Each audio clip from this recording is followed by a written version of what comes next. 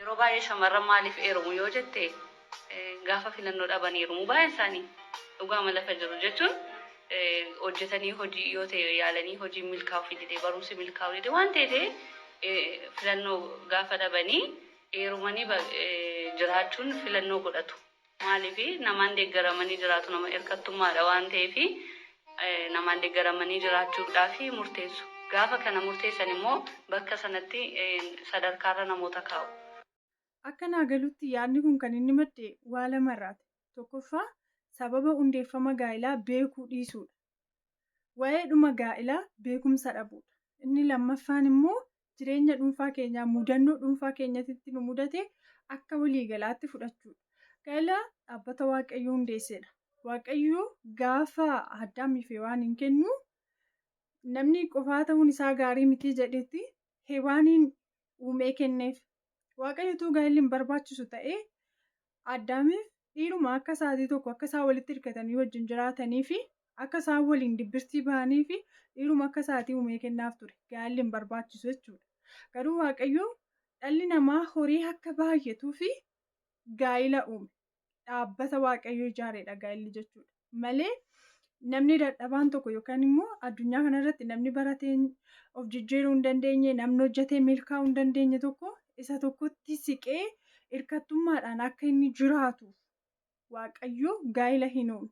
Kanaaf beekumsa keenya xiqqoo wanta Waaqayyoo yaadee gaariidha jedhee uume tokko lakki akkas ta'uun isaa gaarii miti akkanadha jennee akka ofii keenyaa nuu galutti haasa'uu hin qabnu. Namoota baay'ee dogoggorsiisa waan ta'eef jechuun namoonni nuu gaditti dadhaboo baay'een isaanii waan jiraniif kana gaafan jedhu immoo ofii kooti waan hin gaa'ila dhaabbadheef. Gaa'illi kan uumamee fi sanyiin namaa horii akka baay'atuuf. Inni kan biraanii gaa'ila namni gaafa hundeeffatu itti gaafatamummaa isarra jiru ba'eera. Waaqayyoo dhalli namaa lafa kanarratti erga uumamee dhiiraaf dubara erga uumee waliin jiraatanii gaa'ila akka dhaabbataniif. Gaa'illi itti gaafatamummaa dhala namaarra jirudha jechuudha. Inni kan biraan immoo gaa'illi kiristaanaa fakkeenya Kiristoosii fi waldaa kiristaanaati malee gaa'illi hiika guddaa qaba.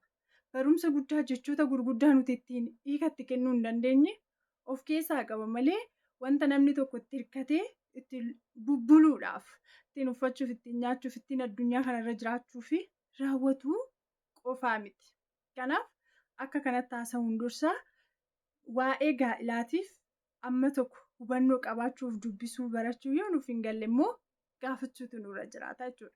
Inni kan biraa immoo mudannoo dhuunfaa keenyatti nu mudate tokko tarii dogoggora mataa keenyaatiin ta'uu danda'a. Isa akka waliigalaatti fiduu hin qabnu. Inni kan keenyaa dhuunfaa keenyaadha. Nu mudateera gaa'illi nu milkaa'uu dhiisuu danda'a. Hojiin nu milkaa'uu dhiisuu danda'a. Inni kan keenyaadha malee waliigala kan namoota hundumaayyuu miti. Inni kan biraan dubartiin hirkattummaadhaan hin jiraattu. Of dadhabdee waan hojjettu dhabdee milkaa'uu dhabdee dhiira tokkotti hirkattee hin jiraattu. Dubartiin waan kamiyyuu yoo hojjette milkaa'uu dandeessi.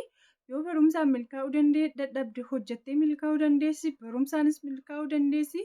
Dhiiratti hirkattee jiraachuudhaaf filannoo hin godhattu dubartiin gaa'ila. Inni kun ilaalcha ofii keenyaaf qabnu, ilaalcha dandeettii keenyaaf qabnu, ilaalcha uumama keenyaaf qabnu gaafa gadi buusnee ilaallu akka kanatti haasa'u. Dubartiin hirkattummaadhaan hin jiraattu. Yoo dubartii dadhabduu taate malee jechuudha. Kanaaf yaada dadhabaa kana miidiyaa irratti akka waan beekumsa guddaa ta'ee tokkotti haasa'uun barbaachisaa akka hin taane isinitti hima. Namoonni immoo koomentii jalatti dhugaadha jettanii barreessitan kamtu dhugaadha? Gaalli sirrii miti jechuun gaalli hirkattummaadhaaf uumame jechuun dubartiin immoo hirkattummaadhaan jiraatti gaafa filannoo dhabde jechuun kanatu gaariidha. Wanta Waaqayyo uume seera uumamaa tokkoon gaarii miti jechuutu dhugaadha. Kanaaf warroonni dhugaadha jettanii barreessitanis kamtu dhugaa akka ta'e adda baasaa.